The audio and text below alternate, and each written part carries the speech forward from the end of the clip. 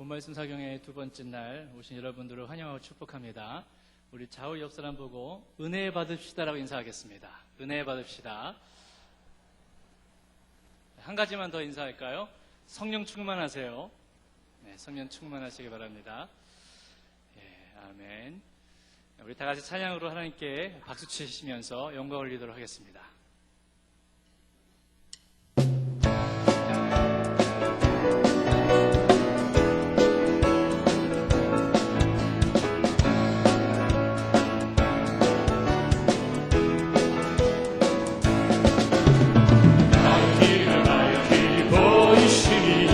주 앞에 빨리 나갑시다.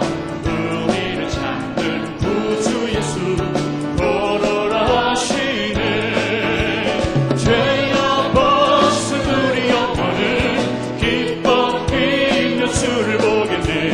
하늘에 계신 주 예수를 영원히 섬기리. 우리를 오라 하시는 말 기쁘게 듣고 순종하세. 구주를 믿기 지체 말고 속속히 나가세. 죄야 벗은 우리 영혼은 기뻐 뛰며 주를 보겠네. 하늘에 계신 주 예수를 영원히 섬기리. 주어를 여기 계시오니 나와서 주의 말씀 드세. 기도하며 생각하니 잠들으시로다. 아멘. 죄야 벗은 우리 영혼은 기뻐 뛰며 주를 보겠네. 하늘에 계신 주 예수를 영원히 섬기. 갈 길을 밝히 보이시니 갈 길을 밝히 보이시니 주 앞에 빨리 나갑시다. 우리를 찾는 구주 예수 보러라 하시. 죄악 벗은 우리 영혼, 우리 영혼은 기뻐 뛰며 주를 보겠네. 하늘에 계신 주 예수를 영원히 섬기리. 아멘. 우리를 오라 하시는 말 기쁘게 듣고 순종하세. 구주를 믿기 지체 말고 속속히 나가세. 죄야 벗은 우리 영혼은 기뻐 뛰며 주를 보겠네. 하늘에 계신 주 예수를 영원히 섬. 주어를 여기 계시오니 주어를 여기 계시오니 나와서 주의 말씀 드세. 듣기도 하며 생각하니 잠들으시로다. 죄야 벗은 우리 영혼은 기뻐 뛰며 주를 보겠네. 하늘에 계신 주 예수를 영원히 섬기. 죄야 벗은 우리 영혼, 죄야 벗은 우리 영혼은 기뻐 뛰며 주를 보겠네. 하늘에 계신 주 예수를 영원히 섬기. 죄에서 자유를, 죄에서 자유를 얻게 하는 보혈의 능력. 주의 보혈 신없는 이고 승리하니 참 놀라운 능력이로다. 주의 보혈 능력이 또다. 주의 피로 주의 보혈 그 어린 양의 매우 기중한 피로다.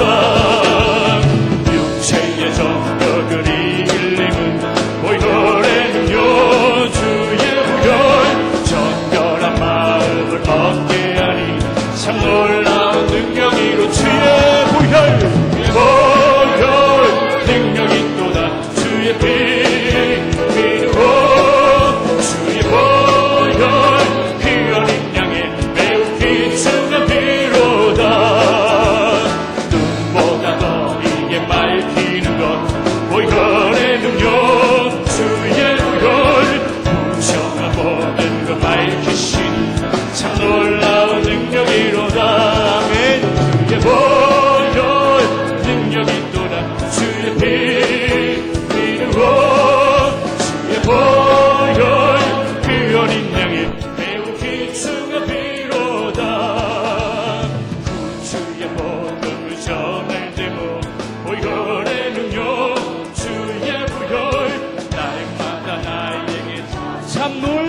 능력이로다.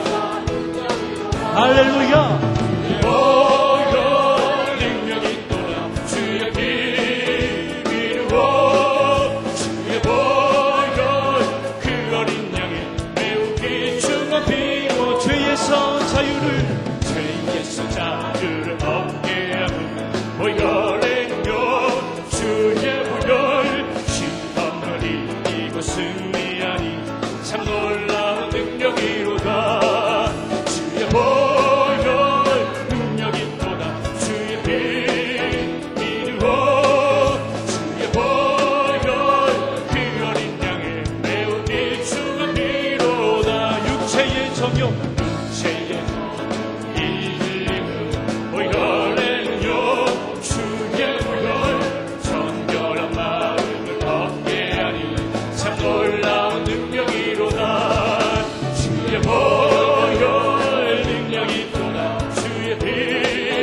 이루어 주의 보혈 그 어린 양의 매우 귀중한 피로다 눈보다 더 이게 밝히는 것 보혈의 능력 주의 보혈 부정한 모든 것 밝히시니 참 놀라운 능력이로다 주의 보혈 능력이 또다 주의 피 이루어 주의 보혈 그 어린 양의 매우 귀중한 피로다 구주의 복음을 구주의 복음 전하되고 보혈의 능력 주의 보혈 날마다 나에게 찬송 주니 참 놀라운 능력이로다 주의 보혈 능력이 또다 주의 피 이루어 주의 보혈 그 어린 양의 매우 귀중한 피로 구주의 복음을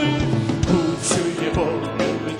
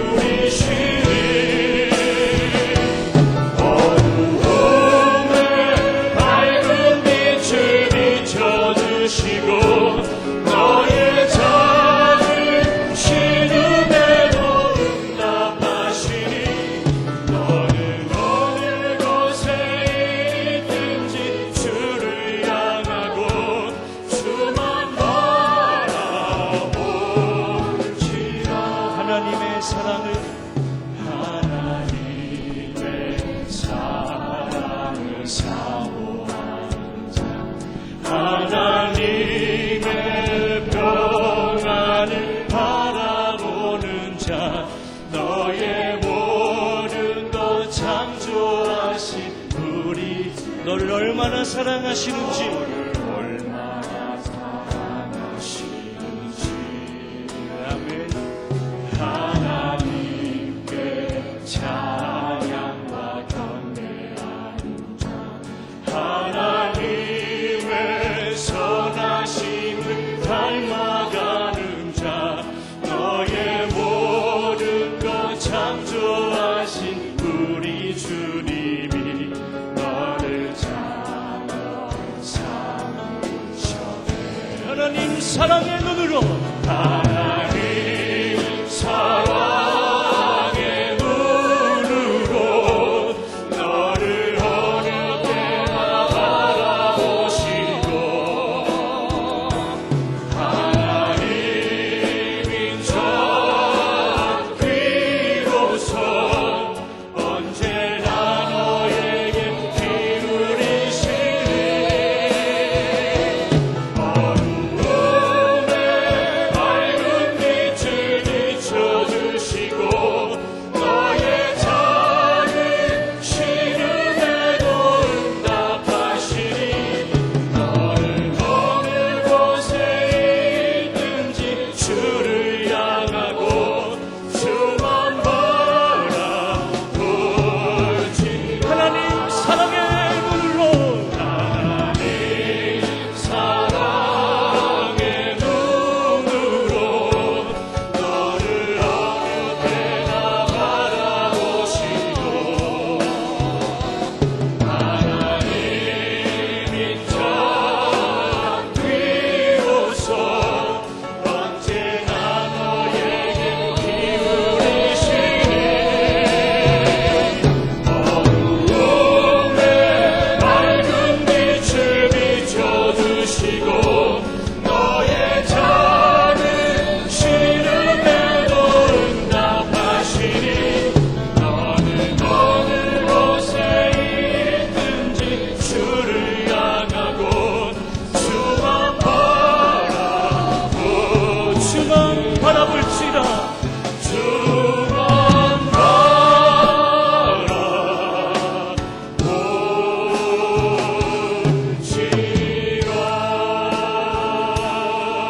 바라보지라 아멘. 다 같이 기도하실 때 말씀을 전하시는 목사님이 성령으로 충만하게 해달라고 말씀을 듣는 우리로 하여금 큰 은혜가 있게 해달라고 다 함께 통성으로 기도하겠습니다. 하나님의 하나님 아버지 감사합니다. 오늘 우리 붙잡아 주시고 우리 예배 그 성령께서 함께하여 주시옵소서 인도하여 주시옵소서.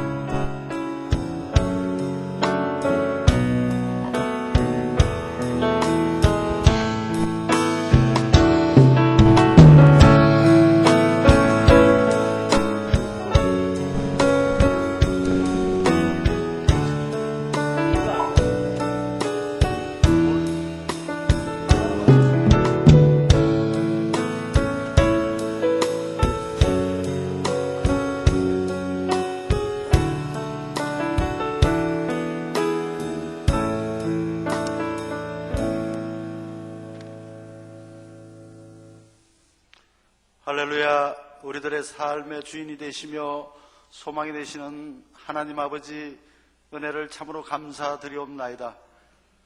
사랑의 하나님, 이 시간에 고백합니다. 지난 시간들 주님께서 허락하신 사랑과 은혜를 구하지 못한 채 눈앞에 놓여있는 작은 실패와 고민에 낙담하고 불평했던 저희들을 용서하여 주시옵소서. 어리석고 우둔한 저희들에게 매 순간 주님의 은혜를 구하며 어떠한 상황 속에서도 영적인 기준을 가지고 바르게 살아갈 수 있도록 도와주시옵소서. 내 이웃을 서로 사랑하지 못하고 하나님께서 맡겨주신 크고 작은 사명들을 기쁨으로 감당하지 못하고 외면했던 이 모든 것을 이 시간 용서하여 주시옵소서. 우리들 마음에 늘 하나님의 거룩한 영이 거하는 아름다운 참된 삶을 살 수 있도록 이 시간 도와주시옵소서. 사랑의 하나님, 우리 성락성결교회가 말씀 삼운동 온 세계 선교 비전을 가지고 기도하고 있습니다. 땅끝까지 나아가 구원의 복음을 선포하는 선교의 사역을 잘 감당할 수 있도록 힘 주시옵소서, 능력 주시옵소서. 역사를 지배 다스리시는 하나님, 저들 위정자들에게 긍휼을 내리시사 참으로 여러 갈래로 부서지고 흩어져 있는 이 위기를 하나로 묶어내어 이 나라가 바로 서게 도와주시옵소서. 사랑의 하나님, 이 나라 경제가 참으로 어려움의 가정 속에 있습니다. 어려운 환경과 형편에 처한 형제와 이웃들에게 용기와 사랑을 나누게 하시고 오늘 이 시간에 소망 중에 즐거워하는 귀한 회복의 시간들이 되게 도와주시옵소서. 성령으로 함께 하시는 하나님, 오늘 이 저녁 본 말씀 사경의 시간에 하나님께서 귀하게 쓰시는 하나님의 사자 유충식 목사님을 보내주셔서 오늘 이 저녁에 은혜 받는 시간 되게 하시니 참으로 감사를 드리옵나이다. 목사님께서 선포하시는 말씀 중에 우리 모두가 세상의 모든 힘든 일들을 내려놓고 오직 성령 충만한 은혜 받는 시간 되게 하시고 말씀 중에 소망이 이루어지는 이 시간 되게 하여 주시옵소서. 말씀을 전하시는 목사님께 성령님 함께 하셔서 오늘 이 저녁 시간에 모인 우리 모두가 예수로 채워지는 은혜가 넘치는 귀한 시간 되게 하시고 성령 충만한 시간 되게 도와 주시옵소서. 보이지 않는 곳곳에서 수고하는 손길 위에 축복하여 주시옵시고 찬양으로 영광 올려드리는 샬롬 찬양대를 축복하여 주시옵소서.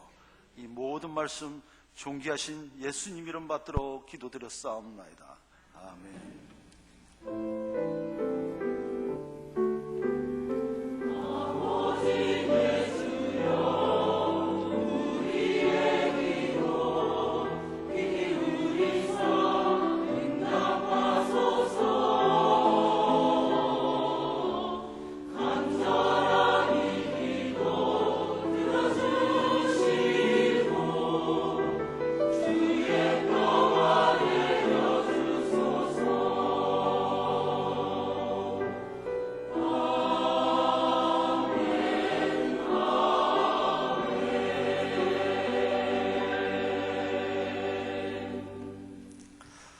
우리 한번 앞뒤 좌우분들에게 인사하시는데요. 잘 오셨습니다. 은혜 받겠습니다. 이렇게 한번 서로 인사 나누시겠습니다. 잘 오셨습니다. 은혜 받겠습니다. 고맙습니다. 큰 은혜 있기를 주의 이름으로 축복합니다. 오늘 우리가 들을 설교 말씀의 본문 마태복음 26장 69절부터 75절입니다. 마태복음 26장 69절부터 75절 말씀.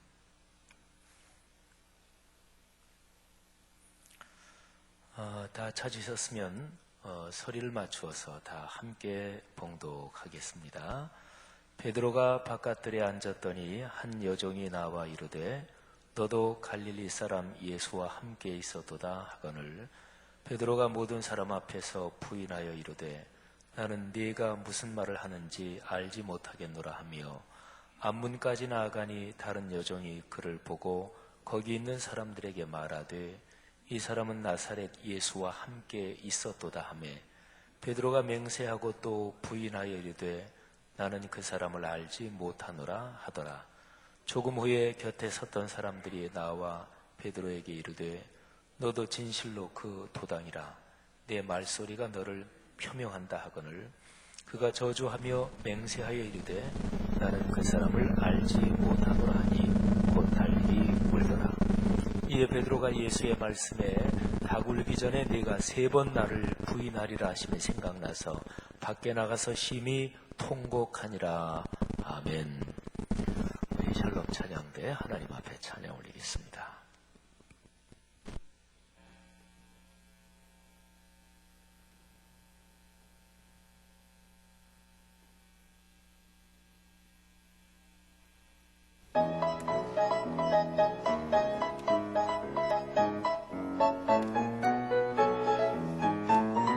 사랑이 나를 사랑하면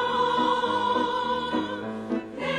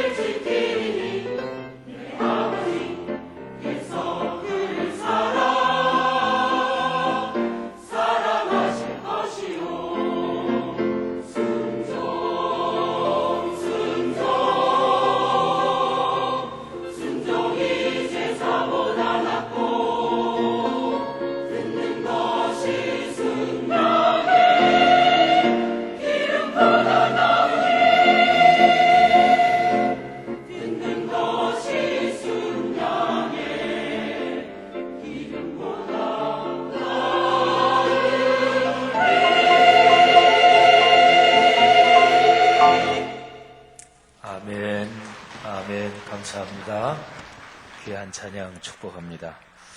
어제 갈보리 찬양대도 잘해 주셨고 또 오늘 샬롬 찬양대 찬양은 어제 강사 목사님이 주신 그 말씀에 아주 딱 맞는 가사의 찬양이었습니다. 축복합니다. 우리 다 같이 한번 통성으로 기도하고 그리고 말씀 듣겠습니다. 유충식 목사님을 위해서 거룩한 영으로 충만하시고 또 영육간에 강건하시고 오늘 우리에게 말씀 주실 때 하나님의 신이 특별하게 역사해 주옵소서. 주의 종을 카나다에서 여기까지 보내셨는데 하나님께서 보내신 그 뜻을 우리 각자가 깨달아 알게 하옵소서.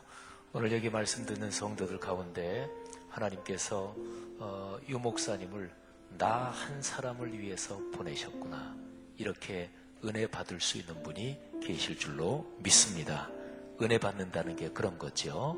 이 시간에 또 우리 모든 회중들 말씀을 들을 때 하나님 열린 마음으로 듣게 하시고 겸손한 마음으로 듣게 하시고 어제 강사님이 말씀하신 대로 무슨 말씀을 하시든지 듣겠습니다. 그런 간절한 기도 주님 앞에 올리십시다. 다 같이 한번 통성으로 기도하겠습니다. 하나님 아버지, 은혜를 진심으로 감사합니다. 이 시간에 말씀을 듣기 전에 우리의 마음을 열어 주님 앞에 마음을 바치며 기도 올립니다. 하나님, 무엇보다 강사 목사님을 위해서 기도합니다. 유 목사님을 하나님의 신으로 충만케 하시며 성령으로 축복해 주옵소서. 하나님께서 영육간에 강건케 하시며 하나님, 우리 교회 공동체를 위해서 보내신 주님의 사자, 우리가 들어야 될 말씀을 전하실 수 있도록 하나님의 성령으로 역사해 주시고 이끌어 주시기를 기도합니다. 하나님 아버지, 하나님의 각별한 영으로 함께 해주시고 우리 모두가 은혜 받을 수 있도록 하나님께서 커뮤니케이션을 그리고 전달 상황을 축복하여 주옵소서. 하나님, 이 시간에 간절히 기도합니다. 우리 귀한 성도들 가운데 유 목사님을 나 한 사람을 위해서 여기까지 보내셨다, 이렇게 고백할 수 있는 은혜들 받도록 주님께서 이끌어 주시기를 간절히 원합니다. 사랑이 많으신 하나님 아버지, 간절히 기도합니다. 주님께서 이번 성회를 통해 일으키실 성도들을 일으키시며 이번 성회를 통해 용기를 줄 사람을 용기를 주시며 평생 잊지 못할 은혜도 받도록 주님께서 이끌어 주시기를 간절히 기도합니다. 하나님 아버지, 겸허한 영으로 듣게 하시며 무슨 말씀을 하시든지 듣게 하시며 하나님께서 우리 성도들 각 사람과 가정 가문에 주실 은혜 넉넉하게 받도록 이끌어 주시기를 간절히 원합니다. 하나님 아버지, 사모하고 갈급한 영혼에 채우신다고 말씀하신 주님의 거룩한 약속을 우리가 믿습니다. 하나님 아버지, 게으른 마음이 있지 않게 하시고 하나님 아버지, 말씀을 듣기에 적합하지 않은 마음은 지금 이 시간 주님께서 제해 주시기를 간절히 기도합니다. 한 사람도 은혜의 자리에서 소외되는 일이 없도록 도와주시고 은혜의 강물 그 한가운데서 오늘 말씀 끝날 때까지 결단의 기도할 때까지 그 자리에 있도록 주님께서 이끌어 주시기를 간절히 원합니다. 하나님, 말씀을 가로막는 사탄의 영이나 악한 사탄의 세력 다 물리쳐 주시고 우리 아버지 하나님의 거룩한 능력만이 우리 가운데 충만하도록 아버지께서 역사하여 주옵소서. 하나님 아버지, 오늘 이 시간이 마지막 설교를 듣는 시간인 것처럼 하나님, 오늘 이 시간이 주님께서 우리에게 이 땅에서 허락하신 마지막 시간인 것처럼 그렇게 은혜를 사모하도록 주께서 역사하여 주옵소서. 주님 감사합니다. 할렐루야. 축복합니다. 할렐루야. 하나님 아버지, 은혜 감사합니다. 이 시간에 우리가 간절한 마음으로 구한 이 기도 주께서 응답하신 것을 믿습니다. 이번 집회에 섬기고 또 애쓰는 모든 봉사자들에게 넉넉한 은혜 주옵소서. 우리 강사 목사님 크게 축복해 주옵소서. 주님이 보내신 주님의 사자이오니 무슨 말씀을 하시든지 듣겠습니다. 예수님 이름으로 기도하옵나이다. 아멘. 유 목사님 나오셔서 드리는 헌금 위해서 기도해 주시고 말씀 전해 주시겠습니다. 우리 고맙습니다. 박수로 환영하겠습니다.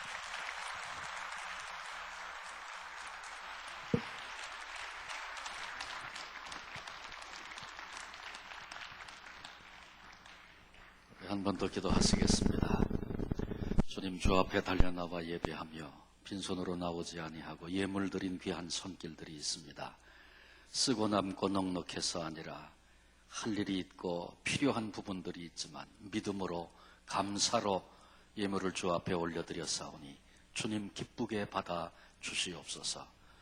드린 손길 그 생애 속에 끊임없이 도우시고 붙드시는 그 사랑으로 늘 충만하게 하시고 이 일을 행하신 분이 여호와 하나님이시라고 주님 높여드리며 살 수 있는 복된 생애들만 되게 하시고 가정의 자녀들의 산업 위에 넘치도록 축복해 주옵소서.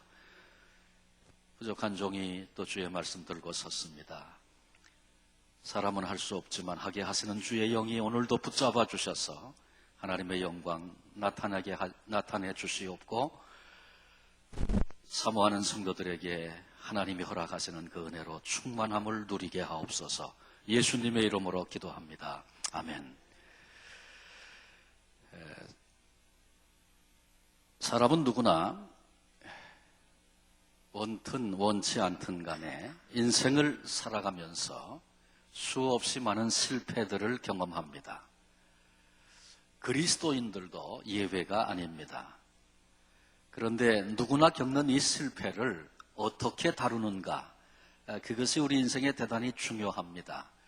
가롯 유다는 실패를 잘못 다룬 아주 대표적인 예라고 할 수 있습니다.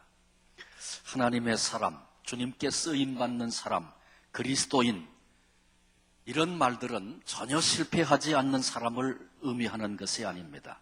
오히려 실패의 자리에서 다시 일어나 회복을 경험하고 성공을 맛보는 그런 존재가 참된 그리스도인의 모습이라 생각합니다. 어제도 우리 베드로의 얘기를 살폈습니다. 오늘 계속해서 베드로의 얘기를 나누려고 하는데, 베드로가 우리 주님께서 가장 힘들어 하시던 그 시간에 예수님을 3번이나 모른다 부인하고 저주까지 했던 처절한 실패의 자리에 굴러 떨어졌습니다. 그러나 그것이 베드로 인생의 끝은 아니었습니다. 다시 그는 일어나서 회복을 경험하게 되었고 복음의 증인이 되었고 초대교회 기둥처럼 쓰임받는 사람이 되었고, 전해지는 얘기에 의하면 십자가에 거꾸로 못 박혀 죽었다고 그래요.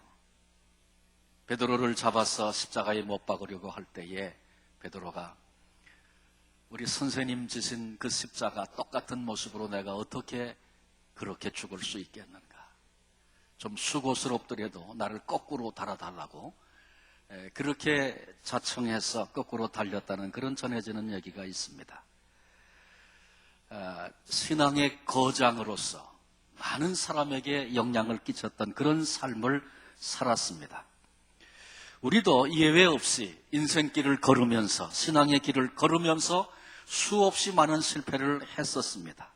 그런데 왜 실패를 했는지 알지도 못하고 어떻게 회복해야 하는지도 알지도 못한 채 방황하며 그렇게 인생을 살지 않았는가 되돌아봅니다. 오늘 이 밤에 실패의 자리에서 어떻게 회복의 자리로 나갈 수 있는가, 베드로의 모습을 구체적으로 살펴보면서 여전히 실패를 경험하는 우리들에게 오늘 주시는 영적인 교훈을 함께 나누려고 합니다. 크게 2가지를 생각하려고 합니다. 실패의 원인, 실패 무엇 때문에 수자자였던 베드로가 실패했는가, 이렇게 전반부에 생각하고, 그 다음에 2번째로는 그런 베드로가 어떻게 회복을 경험하게 되었는가, 이 2가지를 살피려고 합니다. 이 2 부분을 살피면서 베드로가 실패했던 원인과 이유들을 보면서 내게 그런 것이 있다면 그런 문제들을 조심하고 경계하고 그런 것으로부터 떠나는 그런 삶이 내게 있어야 되겠구나, 이렇게 깨닫는 시간이 됐으면 좋겠어요. 그리고 베드로가 어떻게 회복되었는가를 살피면서 실패하고 주저앉고 넘어졌을 때마다 베드로의 그런 모습들을 다시 생각하면서 우리도 또다시 일어나 주님 앞으로 나갈 수 있는 그런 은혜가 우리에게 있어지시기를 바라면서 오늘 이 말씀을 좀 나누려고 합니다. 자, 그렇다면 수제자 베드로가 무엇 때문에 실패했습니까? 베드로의 실패의 요인들은 무엇이었습니까? 첫 번째로 화신입니다. 믿지 말아야 할 것을 믿는 것을 미신이라고 말합니다. 그런가 하면 믿어야 할 것을 믿지 않는 것을 불신이라고 말하죠. 동시에 자기 자신을 지나치게 믿는 것, 이것을 과신이라고 말합니다. 근데 과신은 일종의 미신과 같은 것입니다. 우리는 믿음과 신앙과 과신을 혼동하지 말아야 합니다. 적극적인 사고방식, 이런 말은 우리 수없이 많이 들었죠. 언제부턴가 한국 교계에 적극적인 사고방식이 곧 신앙이다, 이렇게 이해되는 큰 잘못을 범했습니다.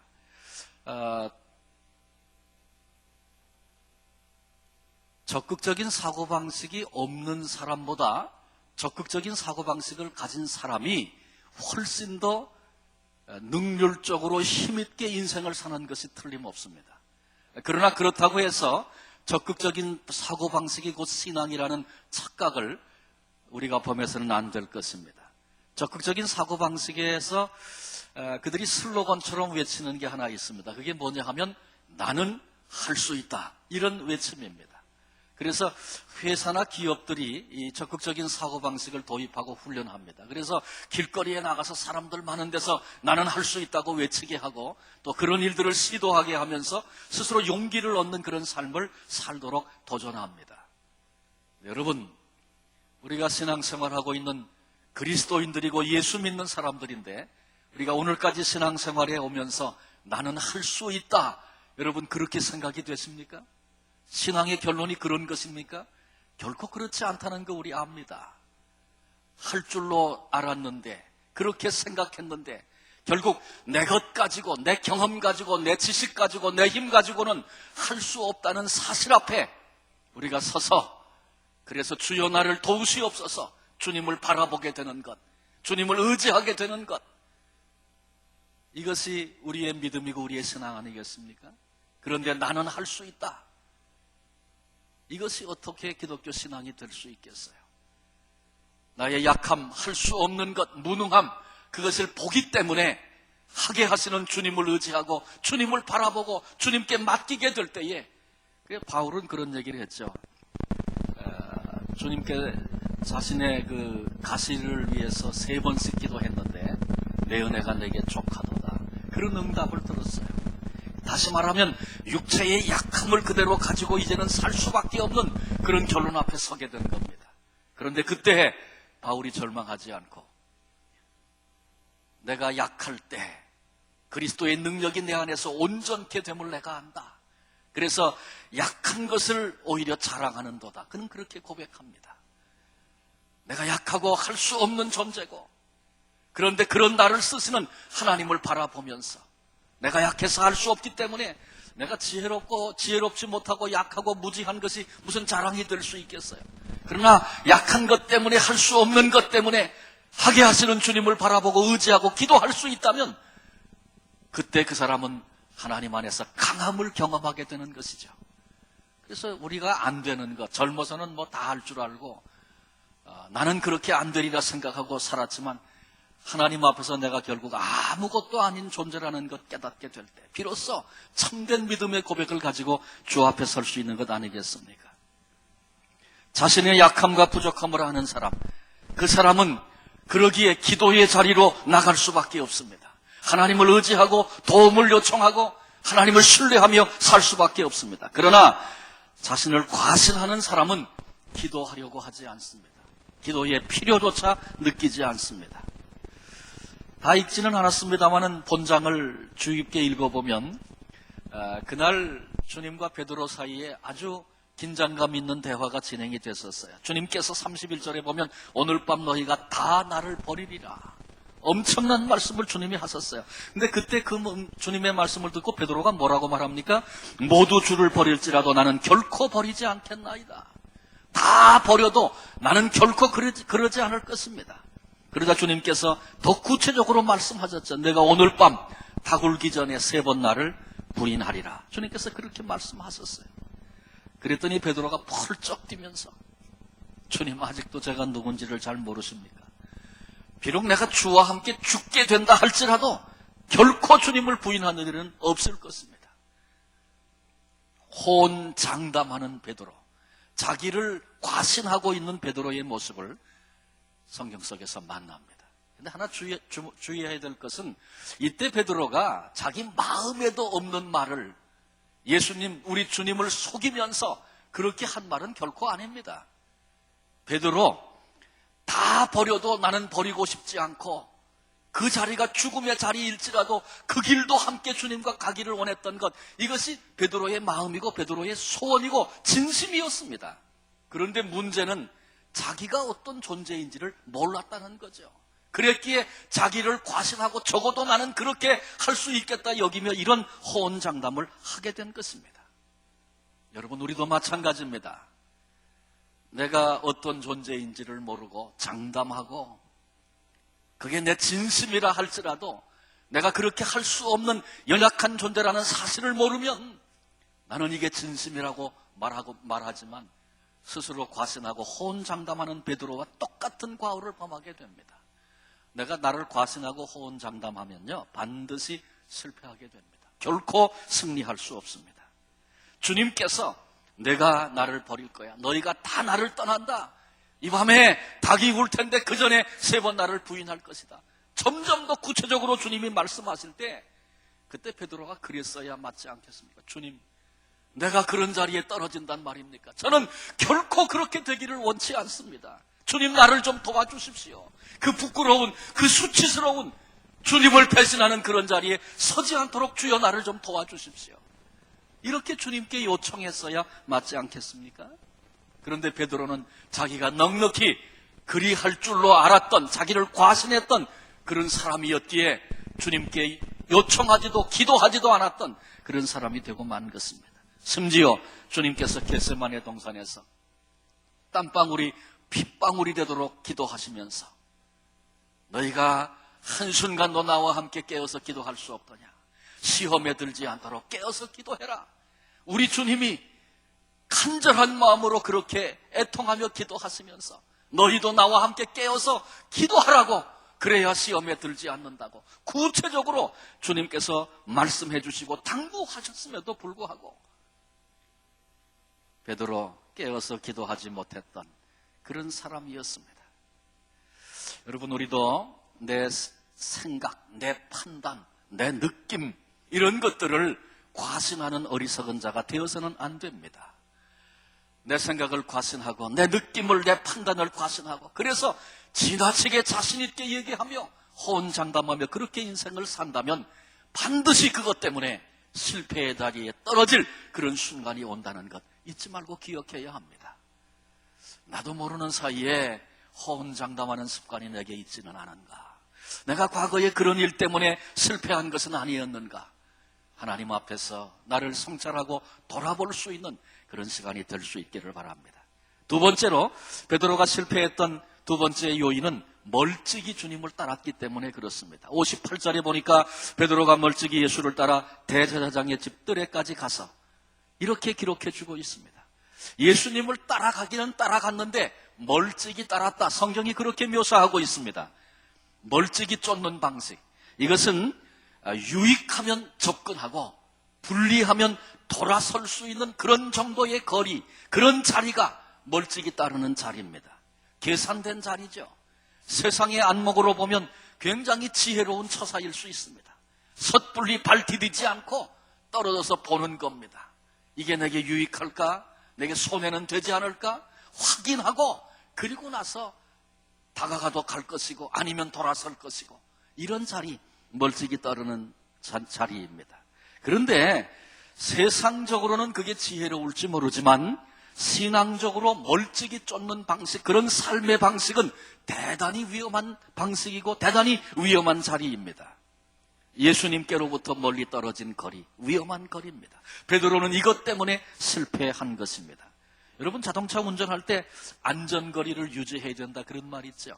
고속도로에서 시속 100km로 달리면 얼마를 뛰어야 된다 그래요? 100m를 뛰어야 된다 그럽니다. 그거 왜 뛰는 겁니까? 100km로 달리다가 앞에 갑자기 어떤 돌발 사태가 발생했을 때 안전하게 멈추어 설 수 있는 거리가 적어도 100m는 돼야 한다, 그런 얘기입니다. 운전할 때 안전거리는 떨어지면 떨어질수록 좋은 것입니다.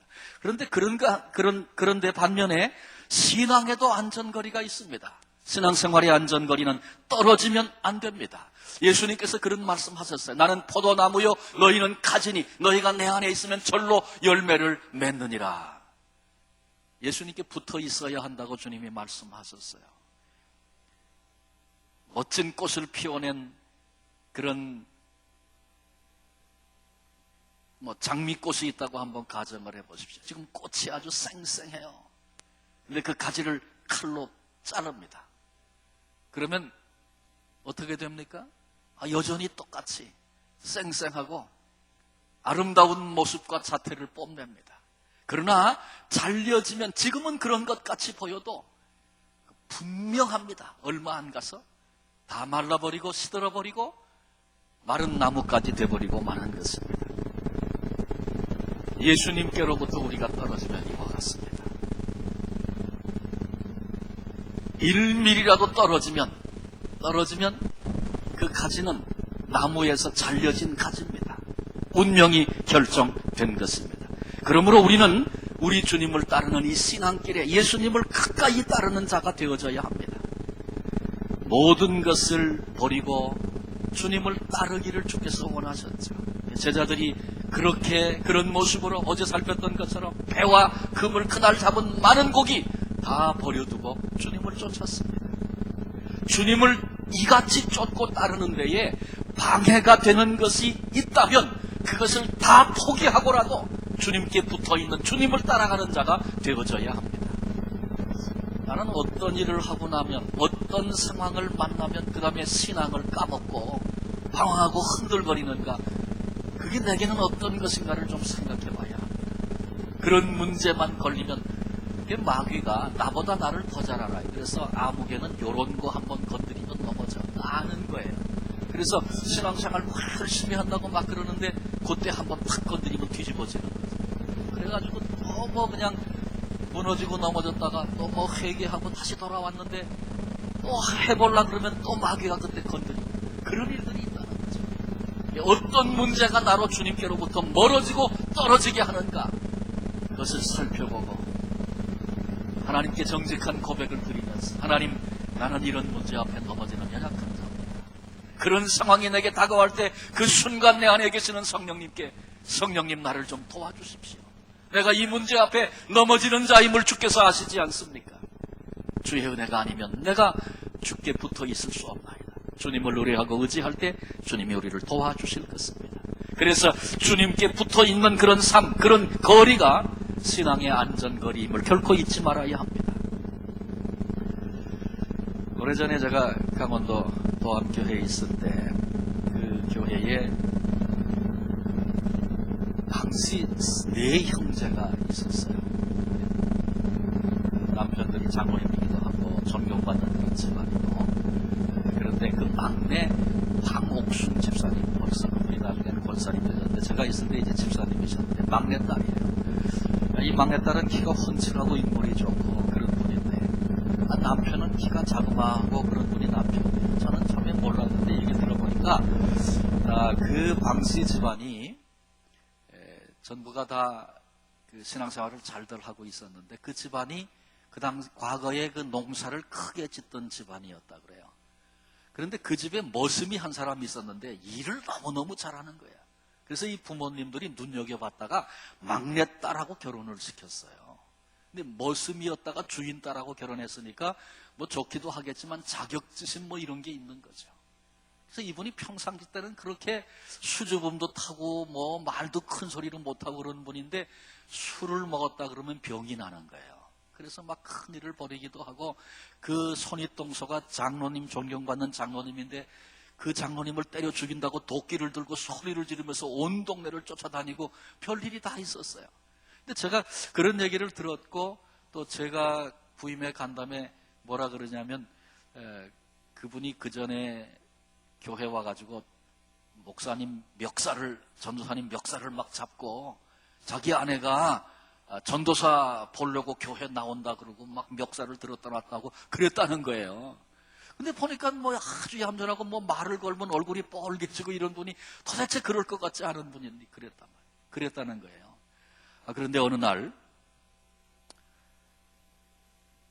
전화가 왔어요, 장로님께. 그리고 그분 이름을 대면서 이분이 또 문제가 생겼다고. 그래 자기 아내를 때려가지고 그 막내 처제가 지금 정신을 잃고 넘어져 있는데 빨리 좀 와달라는 거예요. 그래서 제가 급히 차를 타고 그 집에 갔어요. 가서 보니까 정말 그 방옥순 집사님이 정신을 잃고 누워 있으시더라고요. 딱 들어갔는데 그 형제들하고 그 다음에 장로님하고 그 다들 남편들이 와서 제가 들어가니까 들어가자마자 하는 얘기가, 목사님 아무래도 이혼을 시켜야 되겠어요. 저희 아무리 생각해봐도 의논하고 또 의논해봐도 이러다가는 처제가 죽겠어요. 그 신앙이 좋은 분인데 자기 처제를 이혼을 시키겠다고 말하는 거예요. 그래서 제가 그 얘기를 듣는 순간에 뭐 잘 생각했습니다. 그럴 수 있어요? 이게 뭐 어떻게 해야 될지 모르겠어요. 그래서 일단 그 얘기는 내려놓고 예배하십시다. 그리고 하나님께 예배를 드렸어요. 예배하는데 그분이 이렇게 깨어나시더라고요. 제가 하여간 무슨 얘기를 했는지 그건 기억이 나질 않아요. 하여간 예배를 드리고 났는데 그 집사님이 깨어나서 같이 예배를 하더니 그러는 거예요. 목사님, 저 이혼하지 않습니다. 그래요. 왜 그렇게 생각하십니까? 그랬더니 하나님께서 내 남편의 영혼을 제게 맡겨주셨는데 제가 힘들다고, 제가 고통스럽다고, 그래서 내가 내 남편을 포기하고 버린다면 그 영혼이 어떻게 되겠습니까? 이분 얘기가 그런 거예요. 참 그 가정에 어려움이 많이 있었어요. 얼마나 아내와 자식들을 못 살게 구는지. 그 막내 아들, 내 이름을 정우라고 기억을 하는데 그 막내 아들이 고등학교 때 약을 먹었어요. 얼마나 아버지 때문에 고통을 겪었는지. 제가 그 아이를 차에 싣고 진부에 가가지고 이 위 세척해내고 뭐 이러면서 얼마나 놀랐는지 몰라요. 근데 그렇게 가족들에게 고통을 주는 분인데 결코 나는 포기할 수 없다는 거예요.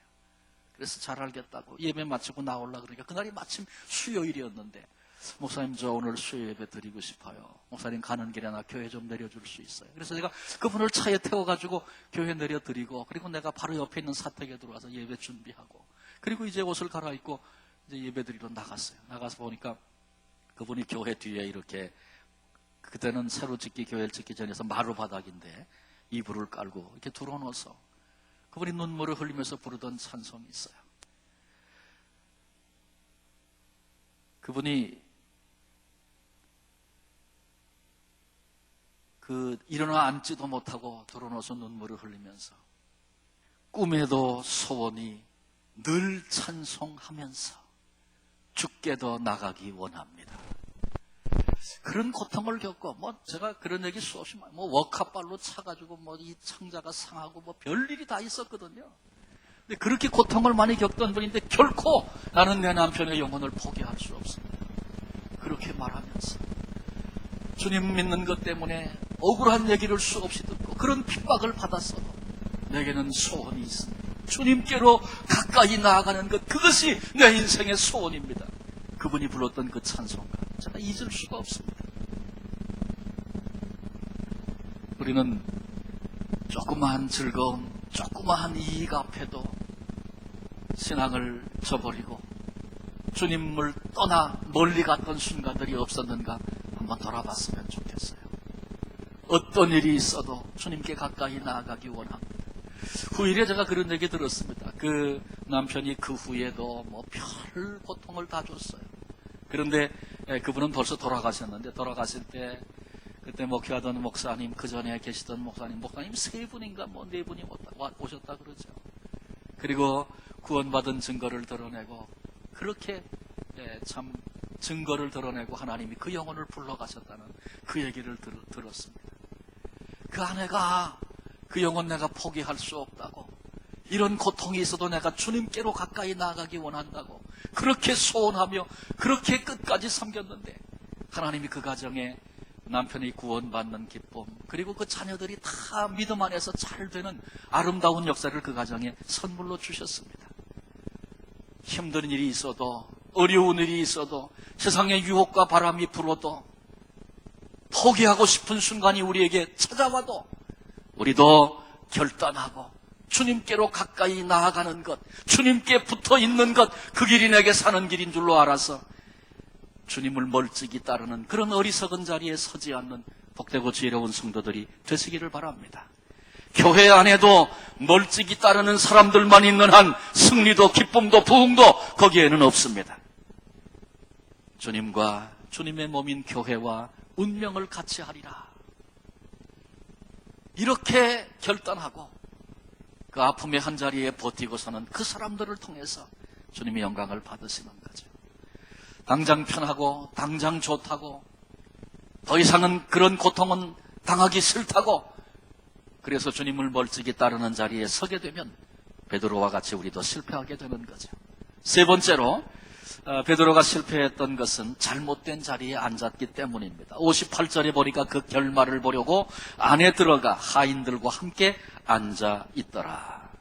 누가복음 22장 55절은 이렇게 말합니다. 사람들이 뜰 가운데 불을 피우고 함께 앉았는지라. 베드로도 그 가운데 앉았더니 예수님이 끌려가서 신문을 받고 그러는데 베드로가 멀찍이 따라 그 자리에 함께 들어갔어요. 그리고는 이제 예수님을 잡아온 무리들, 그리고 저런 놈은 없애야 한다고 얘기하고 있는 예수님을 비난하고 조롱하는 사람들 불을 피워놓고 거기에 앉았는데 슬그머니 그 자리에 들어가 함께 그 자리에 앉은 것입니다. 예수님을 비난하고 죽이고자 하는 무리들 속에 들어가 함께 불을 쬐면서 예수님은 지금 고난을 받고 고통을 당하고 계신데 베드로는 방관자, 구경꾼의 자리에 지금 앉아 있는 것입니다.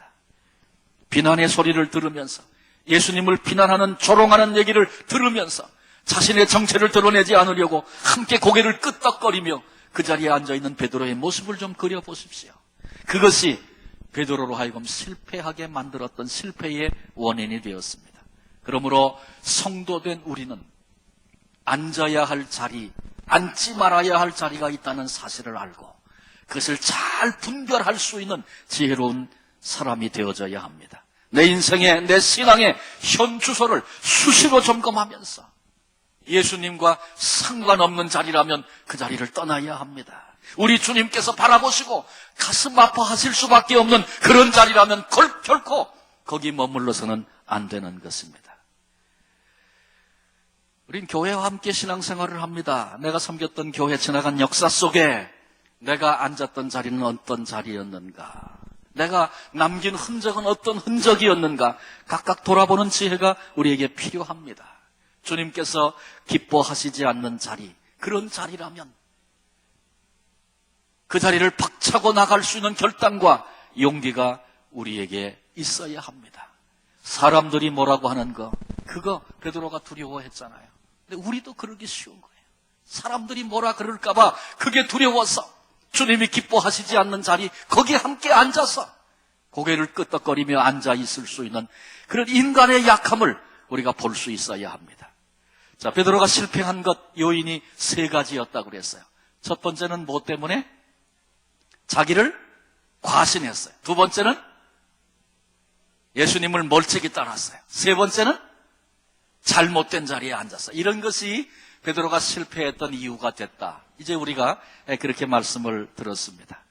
베드로의 실패의 이 같은 요인들은 오늘 우리들에게도 있을 수 있는 문제입니다. 내게 그런 부분이 있다. 그렇게 느껴진다면 우리는 그것을 경계하며 제거하는 결단이 우리에게 있어야 합니다. 그냥 그대로 둔 채 오늘을 산다면 반드시 실패의 자리에 넘어져 신음하는 고통하는 때가 우리에게 올 수밖에 없다는 것 기억하고 그 자리를 떠날 수 있는, 잘라버리고 끊어버릴 수 있는 결단과 용기 있는 복된 신앙인들이 되어지시기를 바랍니다. 자, 이렇게 실패했던 베드로, 한 소녀가 묻는 얘기 앞에 나는 예수를 알지도 못한다고 또 묻고 또 물으니까 마침내 저주까지 했던 베드로의 실패. 이렇게 실패했던 베드로가 어떻게 다시 회복되어 일어났는가? 그 회복의 비결을 함께 살피려고 합니다.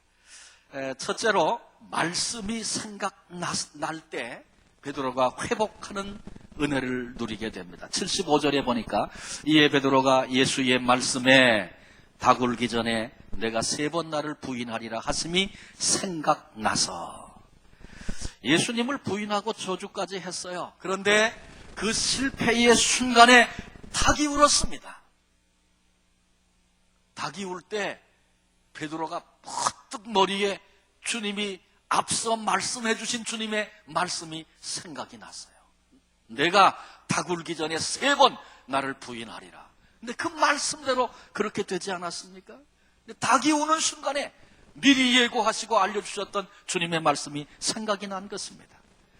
닭이 우는 소리, 뭐 그 별 소리입니까? 늘 듣던 소리 아닙니까? 그때 그 밤이 참 괴롭고 고통스러운 밤이었을 거예요, 베드로에게. 그런데 닭이 꼭 그러고 옵니다. 그때 아마 베드로가 이렇게도 말할 수 있었을 거예요. 아무리 힘들어도 닭은 우는구나, 새벽은 오는구나, 그렇게 말했을 수 있을 거예요. 군대에서 군대 생활 힘들면 아무리 어떤 고통을 가져다 줘도 국방부 시계는 돌아가고 새벽은 온다, 뭐 그런 얘기 하잖아요. 힘들 때 지나간다는 거죠. 근데 그 밤에 처절한 실패를 경험하고 그 마음에 누가 뭐라고 하지 않아도 고통스러운 그 순간, 닭이 울 때에 야, 그래도 새벽은 오는구나. 만약에 베드로가 그랬다면 희망이, 무슨 소망이 있겠습니까? 그런데 실패를 경험했던 그 순간, 그 자리에서 주님의 말씀이 기억나고 생각났다. 굉장히 중요한 대목입니다. 고난을 겪을 때, 심지어는 실패하고 범죄하고 주저앉았을 바로 그때에 하나님의 말씀을, 주님의 말씀을 생각할 수만 있다면 그 고난은 결코 저주가 아닙니다. 실패는 결코 저주가 아닙니다. 오히려 내 인생을 바꾸시려는 하나님의 계획, 하나님의 시간인 것입니다. 생각하지 말아야 할 것을 생각하는 것이 비극입니다. 그러나 생각해야 할 것을 생각할 수 있다면 그 사람은 복된 사람입니다. 저는 군대 생활을 사병으로 했습니다. 대구 영천에 있는 육군 3사에서 사병으로 군대 생활을 했는데, 군대 생활하던 중에 한 번은 교장이 별을 둘 달고 있는 분인데, 교장이 다른 데로 가고 새로운 교장이 이제 장군이 부임을 해왔어요. 그래서 부임해 와서 초도 순시를 이제 하는데, 저는 중대본부라는 곳에서 근무를 했습니다. 내무반이 한 7, 80명 되는데, 중대본부 요원들이. 근데 이제 다른 기관 다 돌아왔겠지만 사병들이 있는 막사에도 이제 오신 거예요. 그래서 다 긴장을 하고 침상의 양쪽에 이렇게 한 7, 80명이 지금 다 긴장을 하고 서 있는 거예요. 군대에서 별은 군인들에게 뭐 꿈이기도 하고, 그래서 장교들도 별 앞에서는 벌벌벌벌 떱니다. 근데 그날이 이제 그 장군이 새로 오셨는데 키가 자그마한 분이 탱크 잠바를 입고 지휘봉을 탁 하나 이렇게 들고는 내무반으로 들어왔어요. 전부 긴장을 하고 서 있는데 탁 들어오더니 이분이 아무 말씀도 안 하시고는 또벅또벅 걸어가지고 그 중대 전체를 한 바퀴를 도는 거예요. 그냥 조용한데 이렇게 긴장을 지금 하고 있는 거죠. 한 바퀴를 돌더니 이분이 제 옆에 와가지고 제 옆에 있는 병사를 지휘봉으로 콕 찍었어요. 관등 설명을 하게 됐어요. 이 장군이 뭐라 그러냐면, 이복의 병사 애국가를 한번 불러보게나, 이렇게 얘기를 한 거예요. 근데 그렇게 긴장을 하고 있다가 장군이 갑자기 애국가를 부르라 그러니까 눈앞이 캄캄한 게 애국가가 생각이 안 나는 거예요, 이분이. 아니, 군인이 애국가를 모를 수가 있습니까? 그런데 너무 긴장을 하고 있다가 생각이 안 났어요. 그래서 뭐 군인은 틀려도 씩씩하게 틀려 있다니까 잊었습니다! 그리고 소리를 질렀어요. 이 장군이 나가면서 혀를 끌끌 차면서, 아니 세상에 애국가를 모르는 병사가 있나, 그러고 나갔어요. 이 친구 그날 영창 갔습니다. 군대 생활하는 동안에 애국가도 모르는 놈, 이게 그 사람의 별명이 됐어요. 근데 그거는 뭐 군대 생활 때만 뭐 고통을 겪은 일이죠. 사람들에게 늘 웃음거리가 되고, 제대하고 그분이 그 얘기 하겠습니까? 저도 뭐 제 얘기가 아니니까 하는 거죠. 아무튼 이분이 늘 알고 늘 부르던 애국가인데 정말 필요한 순간에 그거 기억하지 못해서 군대 생활을 힘들게 이분이 했어요. 키르키즈의 김옥렬 선교사님이라고 계신데, 이분이 원주에서 교회 개척을 했을 때 이야기입니다. 제가 하루는 그 댁에 놀러 갔어요. 갔더니 이 김옥렬 목사님이 얘기를 하시는 거예요. 얘기를 하셨는데 무슨 얘기를 하시냐 하면, 지난 주일에 이런 일이 있었어. 그리고 얘기를 하는데, 개척교회니까 신자들이 몇 사람 없잖아요. 저도 신학교 다니면서 개척을 해봤거든요. 근데 개척교회 할 땐 정말 한 사람이 새신자가 와서 여기 앉아서 예배를 드리면 말이죠. 교인이 100명이 거기 앉아 있는 것 같아요. 그래가지고 없던 힘도 막 나가지고 설교도 막 원성이 2배로 높아지고 그 예배 어떻게 드렸는지 모를 정도로 그렇게 마음이 그래요. 저도 개척교회를 해봤고 신학교 졸업반 때 해봤기 때문에 그때 생각을 하면 말이죠. 그런 마음이 제게 참 부끄러운 그런 마음이 있어요. 그때 그 영혼 하나가 얼마나 귀한가 그런 가슴으로 목회했었는데 목회하면서 뭐 새신자 와서 등록하고 그런 일들이 계속 있으니까 그런 감격을 잃어버리고 한 분이 한 영혼이 온 것이 그렇게 귀한데 그거 잊어버리고 내가 목회하는 타락한 목사가 아닌가 스스로 이렇게 스스로를 반성했던 적이 있어요. 아무튼 이분이 그날 예배를 드리는데 젊은 세대의 아기를 하나 업고 와서 앉았다는 거예요. 그래서 그 전에 경험해보지 못한 감동을 가지고 그리고 설교도 하고 예배를 마쳤다는 거죠. 예배 마치고선 나가면서 자매님 잠깐 내 방에 오시라고 사무실에 이렇게 앉았다는 거예요. 그리고 이제 물어봤어. 어떻게 교회 나오셨습니까? 그랬더니 이 자매가 설명을 하는데 결혼하기 전에 교회 열심히 나오고 교사도 주일학교 반사도 하고 찬양대도 하고 열심히 섬기던 분이었다는 거예요.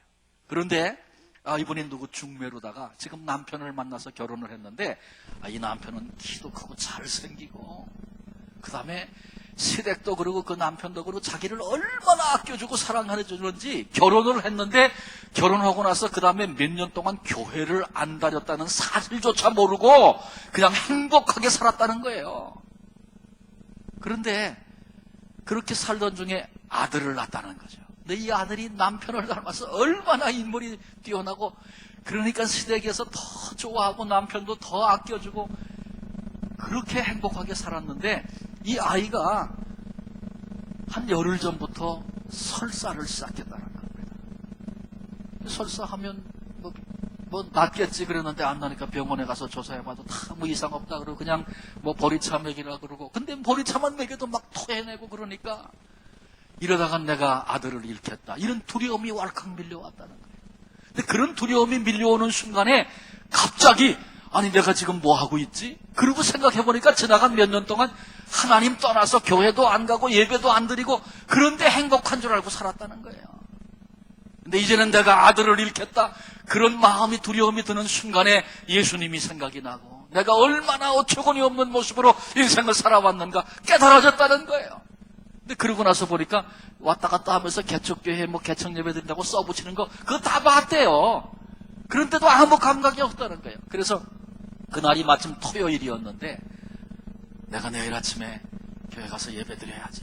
밤새 막 흥분해서 기다리고 있다가 아들을 들쳐업고 그리고 예배하러 나왔다는 거예요.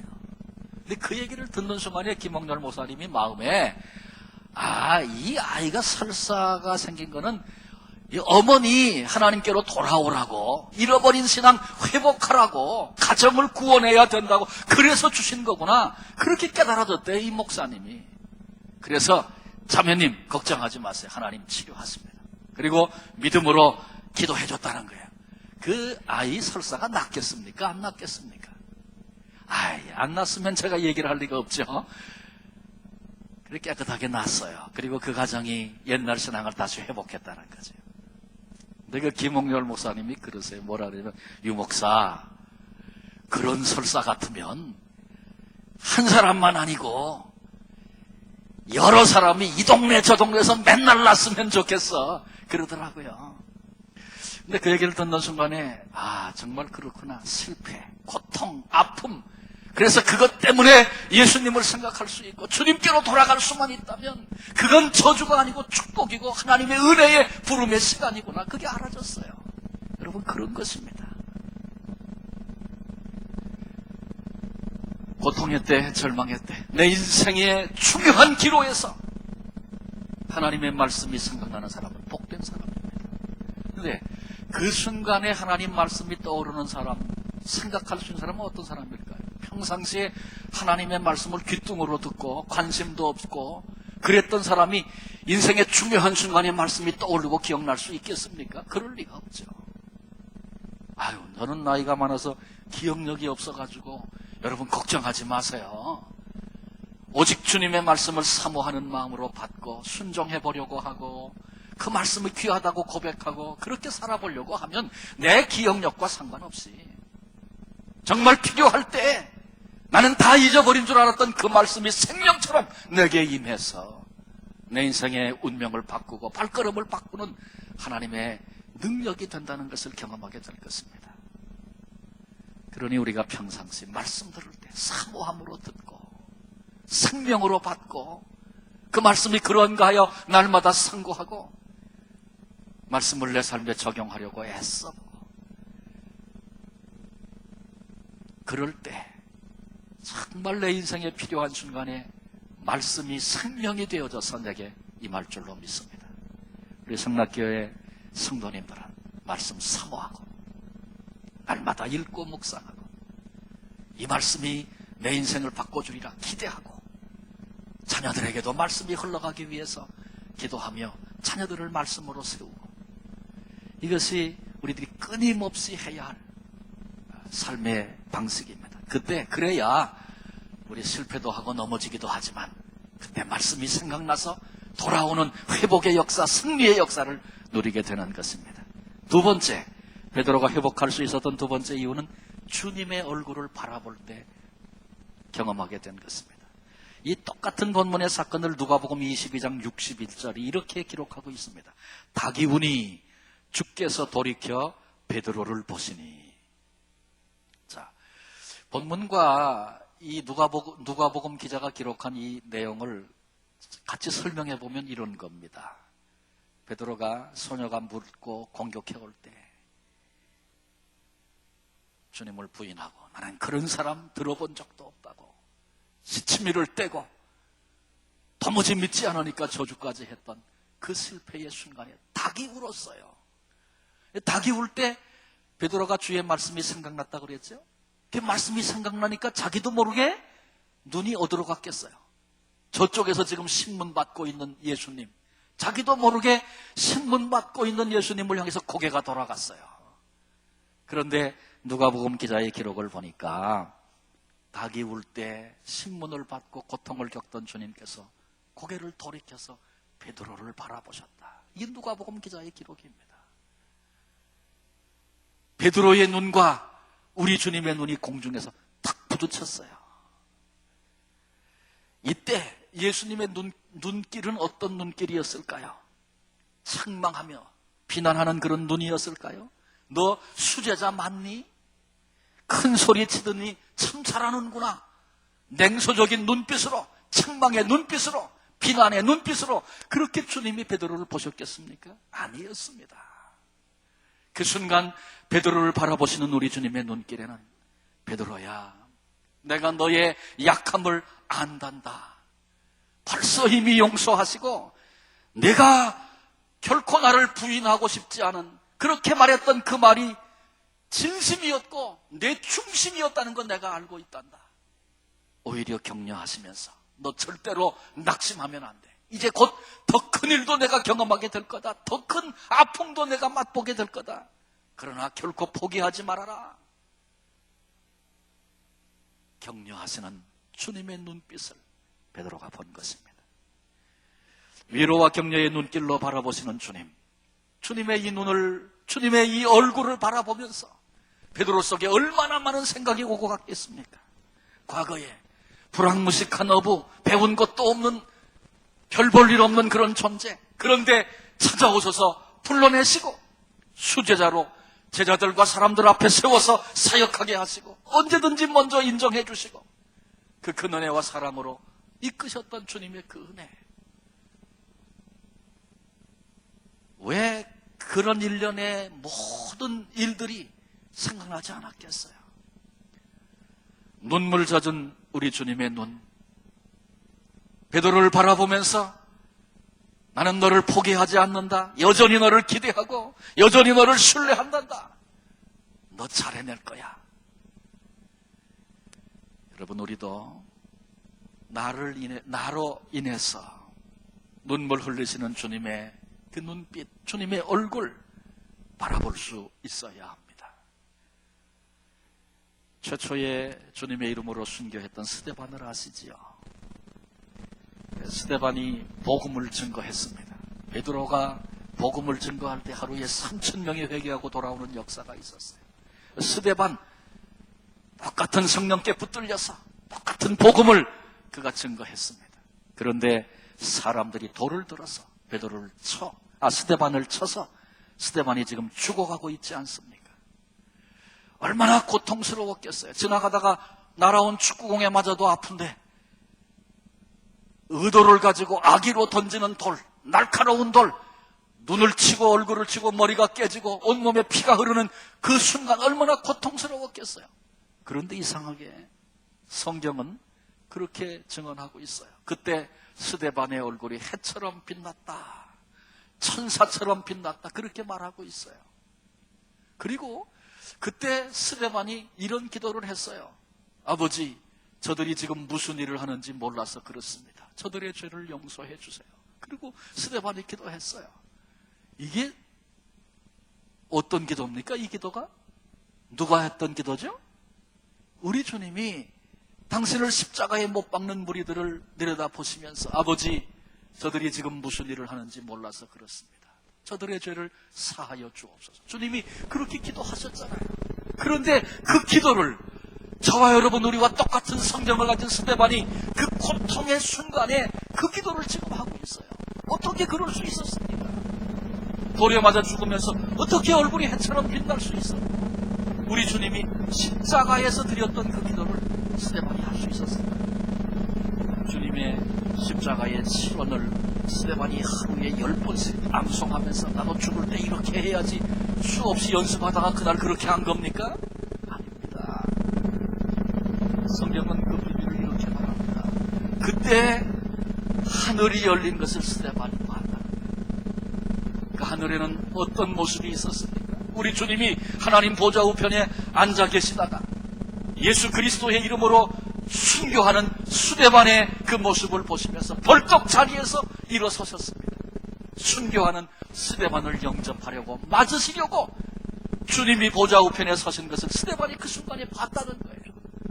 주님이 그 영광이 보이니까 고통이 더 이상 고통이 아니었고 자신을 향하여 돌로 치는 그 악한 무리들을 오히려 용서해달라고 기도할 수 있는 은혜가 스데반에게 있었습니다.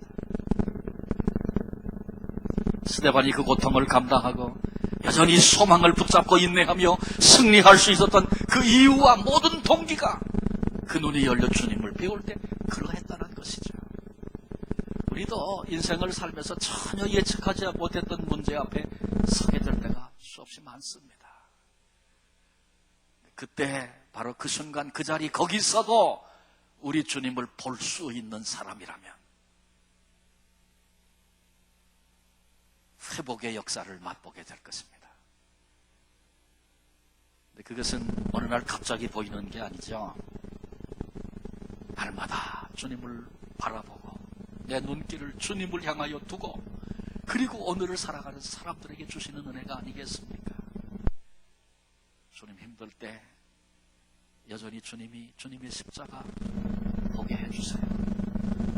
날마다 주님 바라보기를 사모하는 그런 간구, 그런 소원이 있는 사람들에게 그런 은혜를 주님이 주시지 않겠습니까?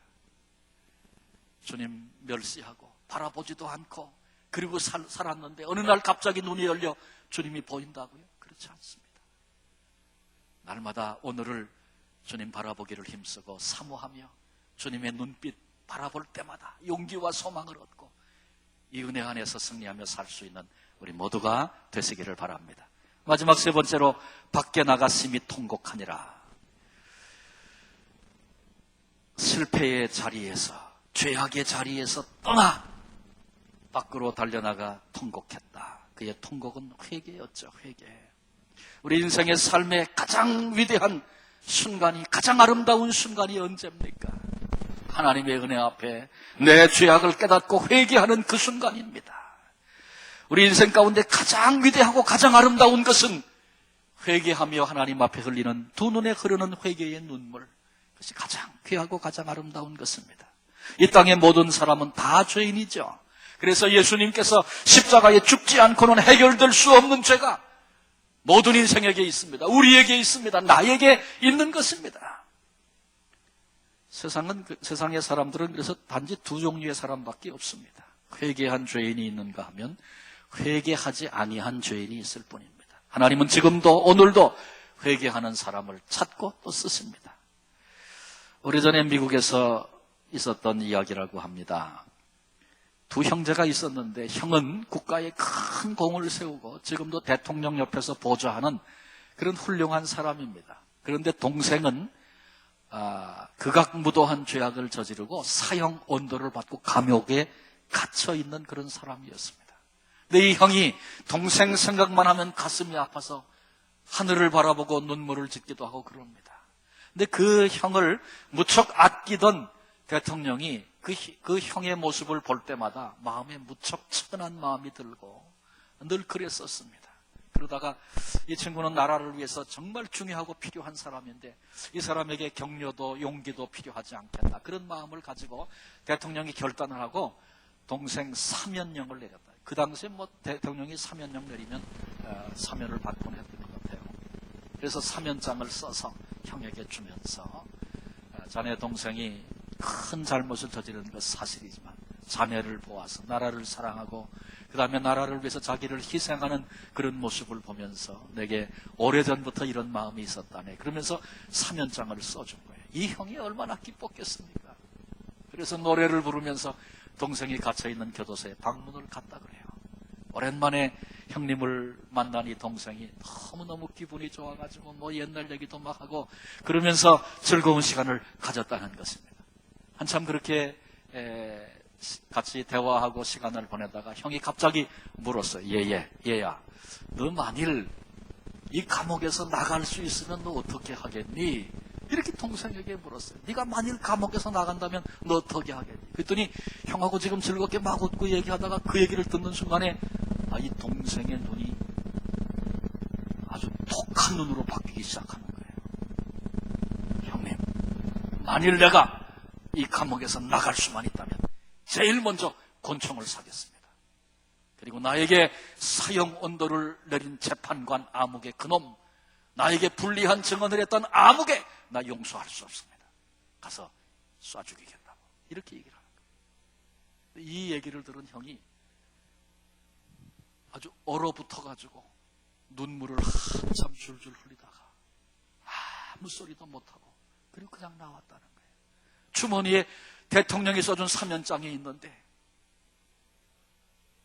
자기의 죄는 생각하지 않고 나갈 수만 있다면 내가 나가서 그놈들을 다 죽여 없애겠다는 동생의 얘기를 들으면서 그거 내놓을 수 없어서 그냥 나왔다는 것입니다. 여러분, 사람도 회개할 줄 모르는 사람, 형이라도 고개를 돌릴 수밖에 없지 않겠습니까? 하물며 거룩하신 우리 하나님께서 범죄할 뿐만 아니라 회개할 줄 모르는 그런 인생을 살고 있다면 하나님께서 그것을 그냥 그대로 용납하실 수 있겠습니다. 그런데 문제는 우리 모두가 다 죄인이라고 하는 사실입니다. 그러기에 우리 주님은 이 땅에 오셔서 십자가를 몸으로 감당하시고 용서하시기로 작정하시고 우리에게 은혜를 쏟아부어 주셨습니다. 그 사랑 앞에 나는 아니라고, 그런 적이 없다고 시치미를 떼고 괜찮은 척 그렇게 인생을 살아가는 것이 아니라 두 손을 들고 주님, 내게 이런 모습이 있습니다. 이런 악함이 여전히 내 안에 있나이다. 회개하며 나아가는 그 사람, 깨끗이 씻음받고 담대히 하나님 앞에 일어서기 시작할 때 어떤 실패를 경험했어도 다시 회복되고 다시 일어나는 그런 생명의 역사가 있을 줄로 믿습니다. 베드로가 처음 주님께 부름을 받았을 때 많은 물고기 잡고 주여 나를 떠나소서 나는 죄인입니다. 어제 그런 말씀 드렸죠. 주님께서 그걸 바라보시면서 네가 이제 알았구나. 내가 물고기 많이 잡게 한 이유 알았구나. 네가 어떻게 인생을 살아왔는지 이제 보았구나.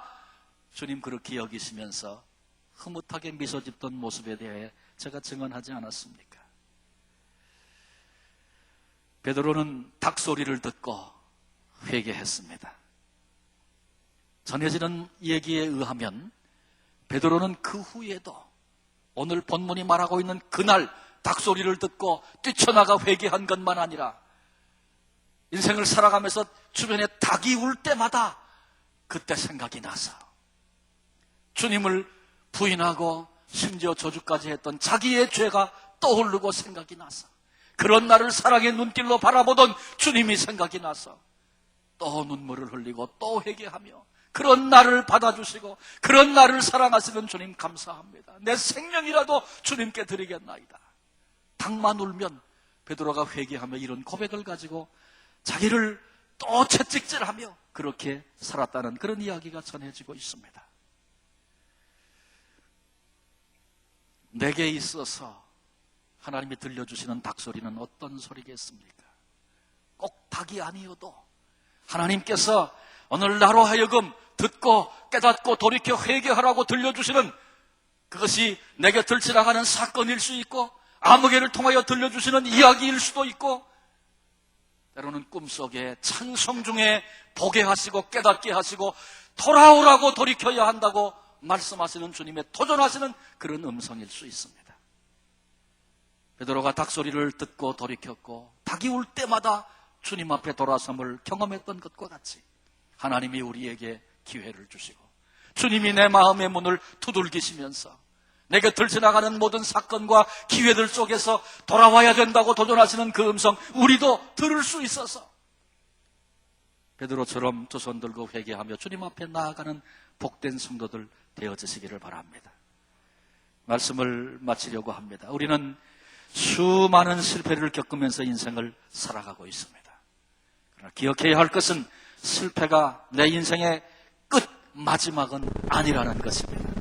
사탄은 계속해서 우리 귀에 속삭입니다. 다 끝났어. 이제 끝이야. 이제는 끝장이야.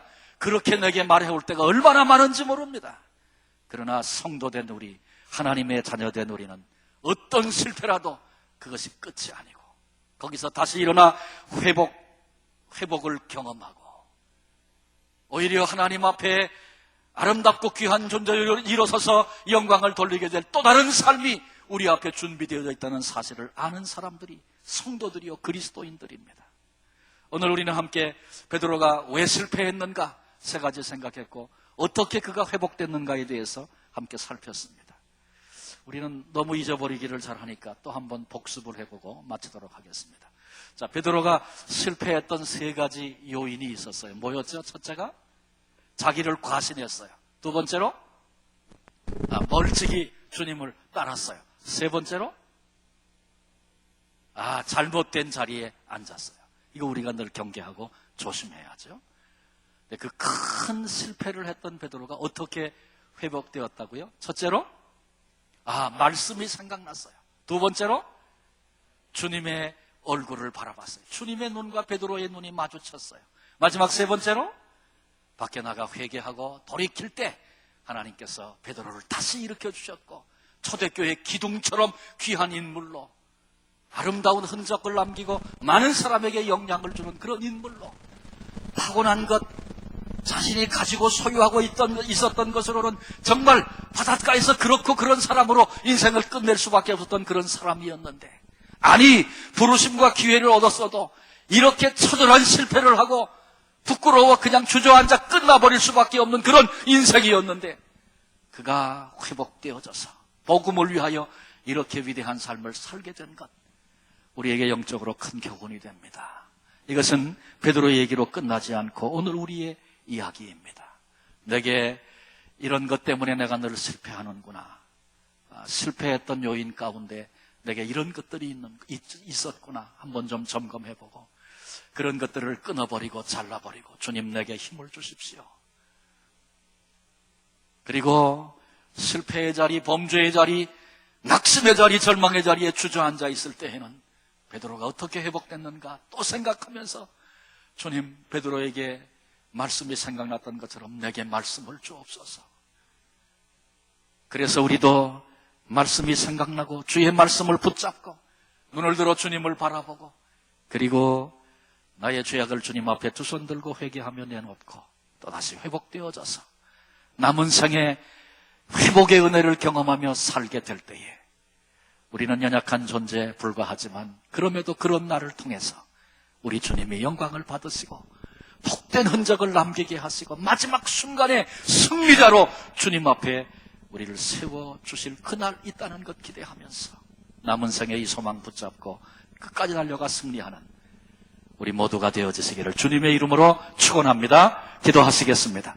하나님 감사합니다. 이 밤에 사랑하는 성도들이 분주하고 바쁜 일손들 다 뒤로하고 피곤하고 힘든 일 있음에도 불구하고 하나님을 예배하고 경배하는 일에 이렇게 달려나와 마음을 드리고 예배케 하시니 감사합니다. 종이 주의 말씀을 증언했습니다. 사람의 말이 무엇을 할 수 있습니까? 그러나 주님의 말씀은 생명이 되는 줄로 믿습니다. 어린아이를 통해서도 마른 막대기를 통해서도 놀랍고 큰 일을 행하시는 주님, 이 시간에 주께서 우리에게 나에게 무엇을 말씀하시기 원하시는지 주여 우리의 귀가 열려 듣게 해 주옵소서. 생명의 말씀으로 임하여 주시옵소서. 그래서 내게도 실패의 요인들 있다면 잘라버리는 결단하는 저희들 되게 해주시고 인생의 실패의 자리에서 베드로처럼 주의 말씀이 생각나고 예수님의 나를 바라보시고 안타깝게 눈물 흘리시는 그 얼굴 뵙게 해주시고 돌이켜 회개하고 새로워지는 역사가 우리에게도 있게 하소서. 날마다 아낌없이 우리에게 베푸시는 회복의 은혜를 경험하며 나를 새롭게 새로운 존재로 빚어주시고 이 인생을 살게 하신 분이 우리 주님이라고 증거하며 남은 생에 그렇게 살아갈 수 있는 승리하는 귀한 성도들 다 되게 하여 주옵소서. 하나님께서 우리 민족을 사랑하시고 역사의 고난의 구비마다 함께 하시고 놀라운 부흥을 맛보게 하시고 큰 은혜와 축복을 주셨지만 우리 교계가 혼탁해지고 또 우리의 신앙이 나태해지고 감당해야 할 빛의 사명을, 소금의 사명을 감당하지 못하여 오늘 안고 있는 많은 아픔과 고난을 우리들이 바라다 봅니다. 주님, 저희들을 긍휼히 여겨주시고 주의 사랑이 결코 우리를 그냥 버려두지 않으시고 다시 일으켜 회복해 하시며 하나님의 영광을 위하여 그리고 마지막 때에 복음을 증거하는 이 귀중한 사명을 위하여 우리 민족을 다시 소생시켜 주시고 사용해 주실 줄로 믿습니다. 흩어졌던 마음들이 하나 되게 하시고 분열의 영은 떠나가게 하시고 하나님께서 이 땅 이 민족을 기쁨으로 사용하시는 복된 자리에 설 수 있도록 은혜를 부어 주옵소서. 우리 한 사람 한 사람이 실패의 자리에서 일어나 회복을 경험하게 될 때에 이 역사를 맛보게 될 줄로 믿습니다. 한 사람이 끼치는 영향이 얼마나 큰지 우리는 알고 있는데 그 자리에 내가 부르심을 받은 줄로 믿습니다.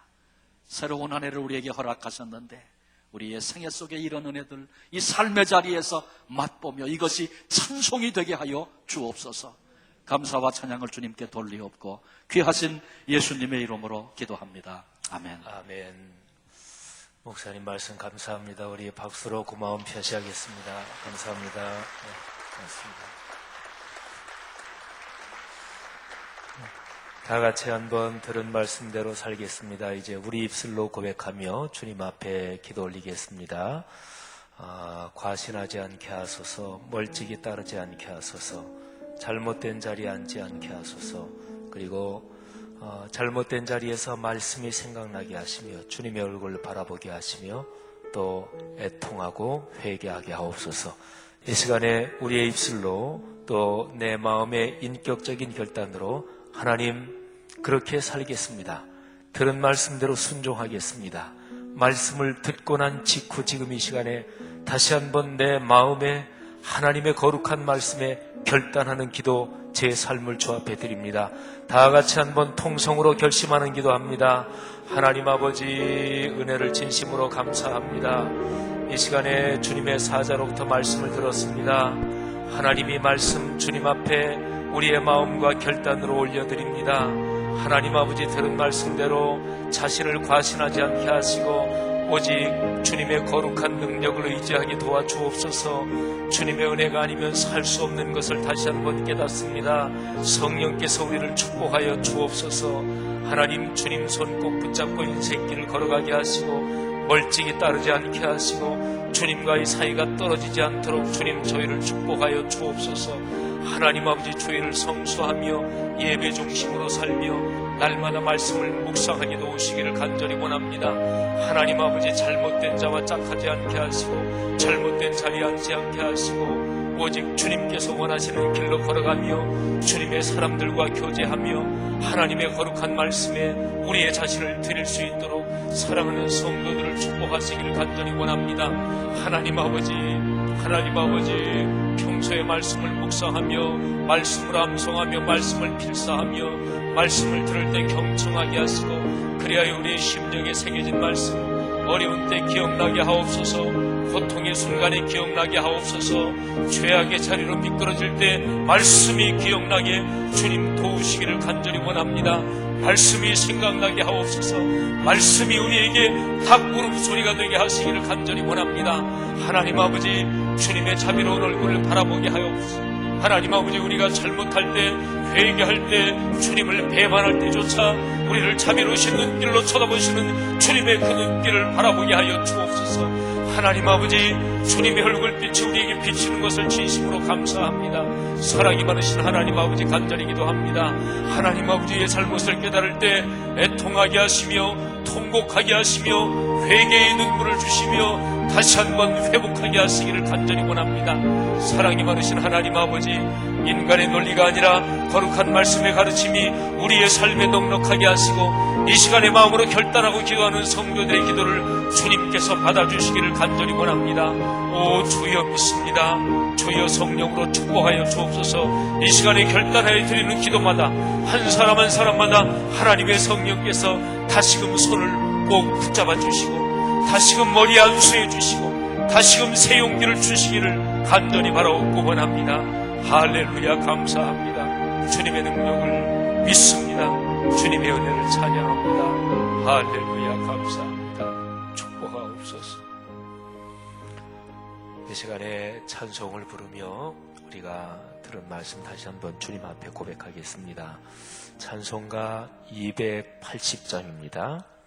280장 찬송, 천부여 의지 없어서 손들고 옵니다. 간절히 고백하는 마음으로 우리 찬송 부르고 바로 기도할 텐데 우리 조명은 좀 더 어둡게 해주시고 우리가 깊은 마음으로 주님 앞에 기도하는 마음으로 찬송합니다.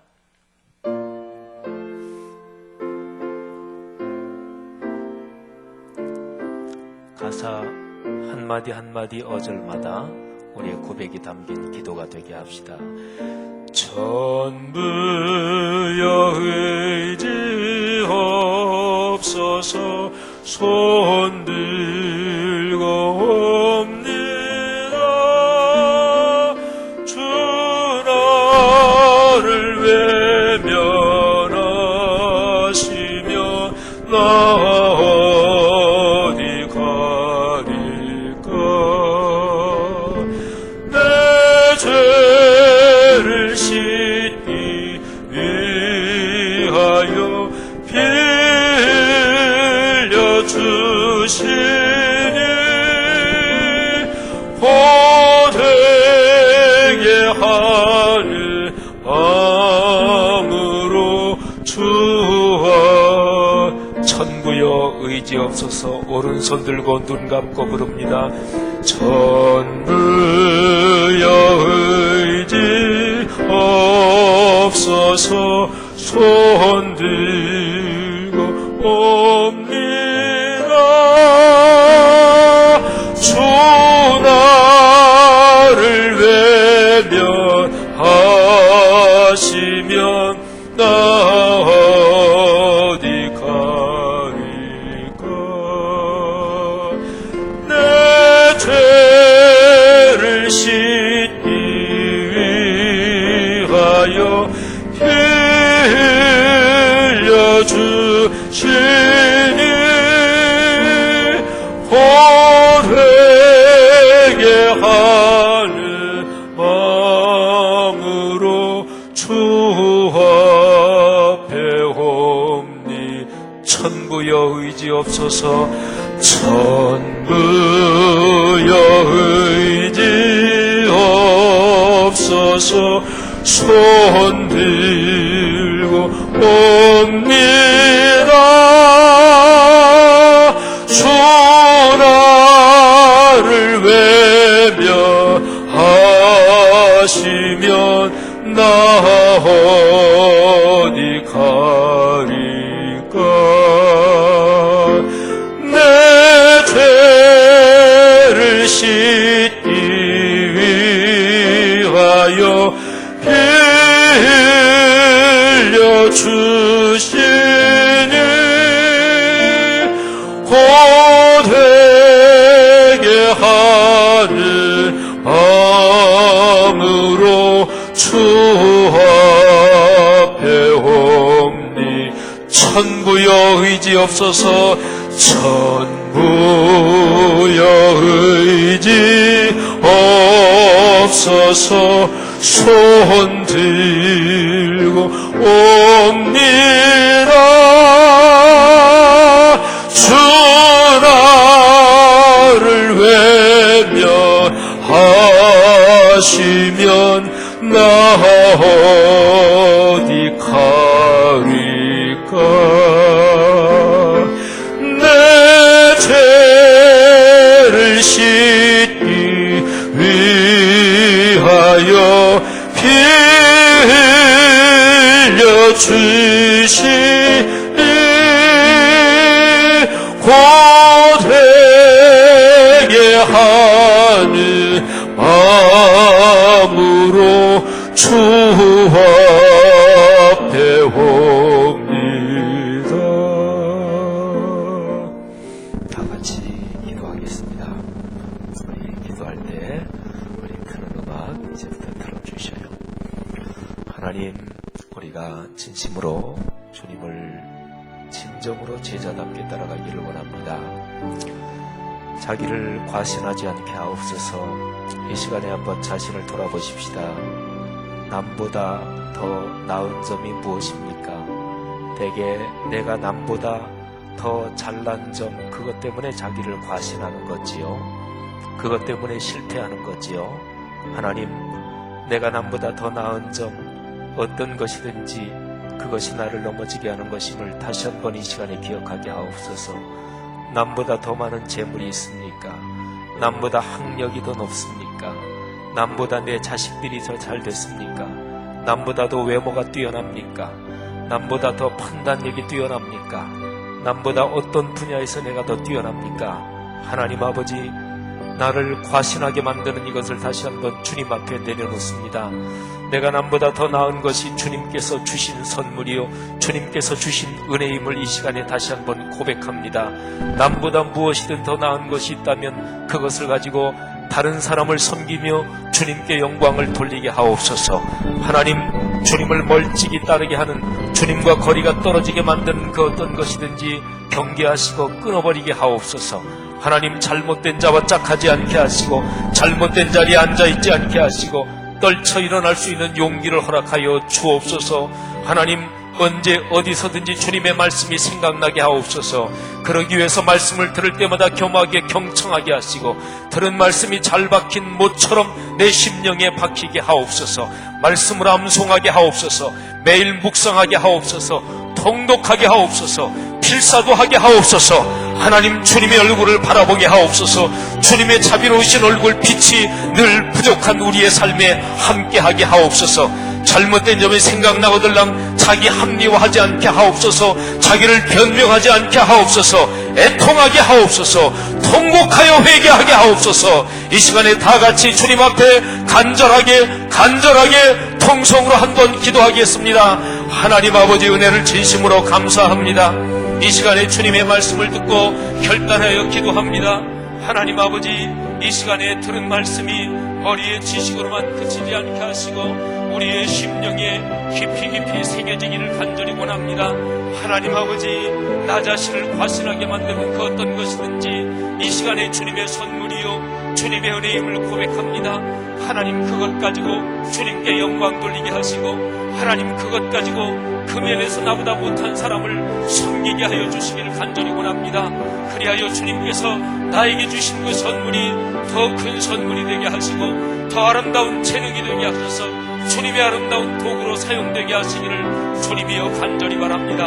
하나님 아버지, 주님과 사이를 가로막고 주님과 이 사이를 멀리 떨어지게 만드는 그 모든 악한 요소를 경계하게 하옵소서. 깨닫게 하옵소서. 경책을 주옵소서. 오 하나님 아버지, 간절히 기도합니다. 하나님 아버지, 영적인 깨달음을 주시고 영적인 분별력을 주셔서 세상의 재미 때문에 주님에 대한 그 깨달음이 낡아지지 않게 하시고 무뎌지지 않게 하시고 오로지 주님을 간절히 붙들고 주님 꼭 붙잡고 주님 손 놓지 않고 인생길 걸어가도록 아버지 하나님이여 축복하시기를 원합니다. 하나님 아버지, 세상길 걸어갈 때 얕은 이익 때문에, 작은 이익 때문에 잘못된 잡아짝하고 주님의 은혜를 잃어버리는 자리로 나아가지 않도록 하나님 주여 주여 우리를 책망해 주시고 우리를 깨닫게 하시기를 간절히 원합니다. 잘못된 자리에서 일어나게 하여 주옵소서. 하나님의 사람들을 귀하게 여기게 하여 주옵소서.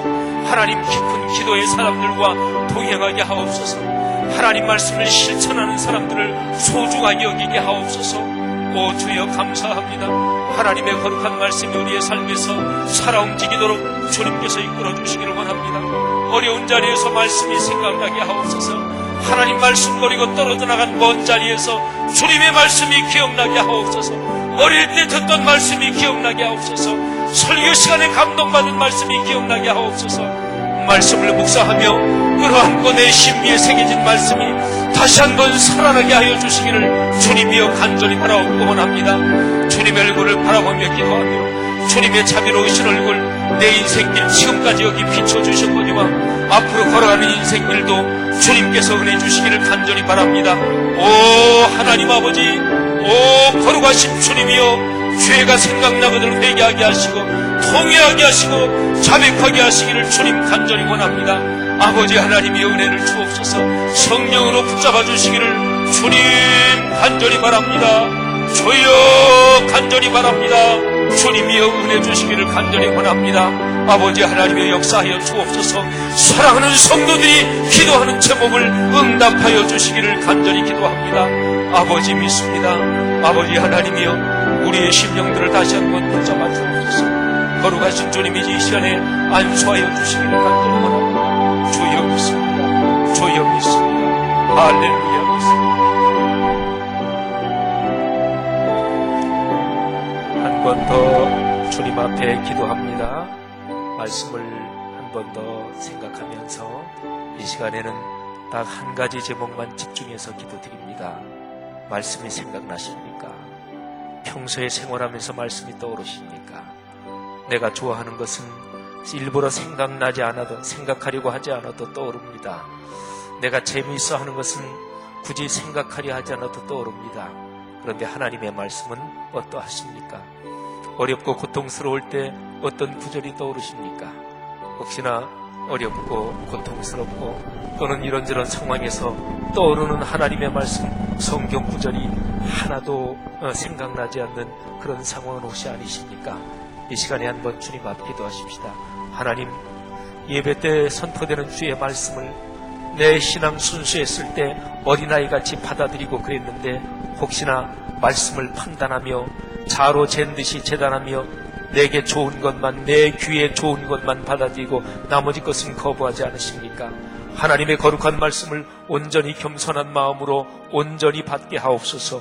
매일 말씀을 묵상하며 묵상하는 말씀이 내 가슴의 심기에 새겨지게 하옵소서.